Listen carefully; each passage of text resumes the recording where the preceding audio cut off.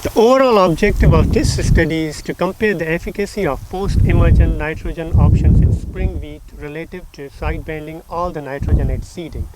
Side-banding nitrogen at seeding is our check and is generally considered the best practice as it is providing nitrogen at the right time and right place. Producers often apply nitrogen in the fall to reduce filling time for the seeder and speed up their seeding operations. Last year, some producers were unable to apply all their nitrogen requirements before snowfall shut them down. Broadcasting urea on snow is generally not recommended as this will greatly increase nitrogen losses. As a result, some producers will consider post-emergent nitrogen application so seeding operations can still be accomplished as quickly as possible. However, it is important for the producers to understand the greater risk of nitrogen loss associated with post-emergent applications and how to reduce them. Broadcast applications of urea are prone to volatilization, particularly if soils are warm and moist.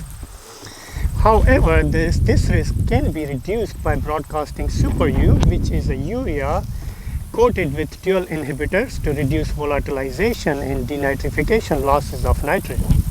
Additionally, liquid UAN, which is urea ammonium nitrate, can be triple banded post-emergent. UAN is generally less prone to nitrogen volatilization because 25% of the nitrogen in UAN is in nitrate form. Moreover, Tribune, which is a dual inhibitor, can be added to UAN to further protect against volatilization and denitrification losses. Regardless of product used, post-emergent nitrogen should be applied to cereals at or before the 3 to 5 leaf stage. Applications in the later stages are less likely to maintain yield, but are more likely to increase grain protein. To fairly demonstrate the efficacy of post-emergent applications of nitrogen, we have half the trial seeded early and half the trial seeded late. So when the post-emergent nitrogen application was applied, half the trial was at 1 to 3 leaf stage and other half of the trial was at tillering stage. This ensures that the nitrogen applied at different stages experience the same environmental conditions. I'm interested to see how the post-emergent nitrogen applications affect yield and grain protein of wheat and how different products interact with timing of the application. Let's go check out the results. Thanks for that introduction, Ahsan. Here is the treatment list that Ahsan was describing in the field. We have half the trial seeded early on May 6 and the other half seeded late on May 27. This allowed us to apply post-emergent nitrogen on the same day to a crop which was at the 3-leaf stage and at tillering. Within each seeding date, we have the same 7 nitrogen management treatments. The first 3 treatments are essentially checks. There is the 0 nitrogen check, and then 70 pounds of nitrogen per acre are side-banded as either straight urea or Super U. Side-banded urea is an efficient way to apply nitrogen. It's applied underground in the right place and close to the right time when the crop needs it. Treatment 3 takes it a step further, using Super U to guard against volatilization, denitrification, and leaching losses. Now, these losses tend to be pretty low when side-banding in spring, so we don't often see a yield or protein benefit when using Super U in this manner. The post-emergent applications of nitrogen are also applying 70 pounds of nitrogen per acre, so we are comparing apples to apples with the side-banded treatments. These are dribble-banded UAN without and with Tribune. Tribune also protects against volatilization, denitrification, and leaching losses. Then we have broadcasted urea and broadcasted Super U. For the yield and grain protein data, there were no significant interactions between seeding date and nitrogen management. Thus, the impact of seeding date can be looked at averaged over nitrogen management. When seeding late, grain yield typically declines and grain protein may increase in response to the reduced yield potential. This trend was observed in our study, but the differences were not large or statistically significant. Seeding late only reduced yield by 5.3%, which would only be considered significantly different with a p-value of 0.078 or higher. For grain protein, seeding late resulted in 0.15% more protein, but this difference is small and insignificant. Late seeding in our study may have performed better than expected due to adequate precipitation in June and a warm extended fall. Again, because there is no interaction, we can also look at the impact of nitrogen management averaged over early and late seeding dates.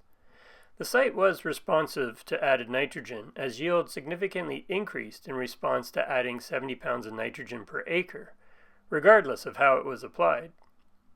Protein, here in purple, also significantly increased a couple of percent in response to added nitrogen. Coming back to yield, side-banding urea yielded more than any of the post-emergent applications of nitrogen. This is congruent with past study, as side-banding is placing the urea underground in the right place and close to the right time when the crop needs it. In terms of grain protein, side-banding urea resulted in higher protein levels compared to dribble-banding UAN with or without tribune. But no differences were detected with either broadcasted urea or Super U. Side-banding with Super U instead of straight urea did not significantly increase grain protein or yield.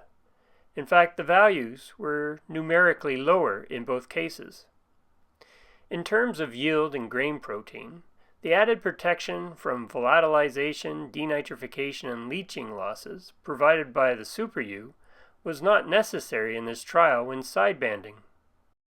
Amongst the post-emergent applications of nitrogen, yields tended to be higher for the broadcast applications of urea or Super U compared to the dribble-banded UAN with or without tribune.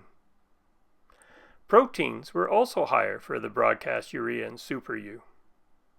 The reason for this is unclear, as dribble-banding UAN is considered more nitrogen use efficient than broadcast urea. I suppose it's always possible the N rates between the UAN and urea weren't properly matched. UAN in this study was a bit old. The use of Super U and tribune to protect against nitrogen loss did not result in a significantly higher yield or grain protein, even though applications were surface applied. Within 24 hours of the application, 8 millimeters of rainfall was received, which may have been enough to move the nitrogen into the soil and avoid volatilization loss. Although interactions were not detected, I'm going to show you the treatment means for 70 pounds of nitrogen per acre of side-banded urea versus the average for all the post-emergent applications for early and late-seeded wheat. It was anticipated that an early application of nitrogen applied at the 1 to 3 leaf stage would result in a more comparable yield to the side-banded check than a later application at tillering. Moreover, a late application was expected to result in higher grain protein. While the effect was minimal, this trend was observed from our data. Applying nitrogen at the tillering stage resulted in an average 7.4% decline in yield relative to the side-banded check of urea. In contrast, the decline in yield was a little less at 4.3% when the nitrogen was applied at the 3-leaf stage. Switching to grain protein, there was a lower protein decline of 0.3% when nitrogen was applied at tillering compared to a 2.6% decline when applied at the 3-leaf stage. Alright, let's try and summarize the results here. As expected, side-banded urea provided the highest yield potential. In other words, the nitrogen use efficiency was better than it was for post-emergent applications. Super U didn't increase yield or grain protein over straight urea, and this was true for side-banded and broadcast applications. In terms of side-banded applications, this was probably expected, as putting urea underground is a great way to protect it from volatilization. For the broadcast applications, Super U didn't perform better than urea because we did receive 8 millimeters of rain shortly after application, which would have incorporated the urea underground, protecting it from volatilization. Likewise, adding Tribune to UAN didn't increase yield or grain protein either. UAN performed, well, not as well as broadcast urea, and the reason for this is unclear. Usually we expect UAN to perform better than broadcast urea. There was a small trend for post-emergent nitrogen to provide comparatively higher yields but lower protein when applied at the 3-leaf stage versus tillering.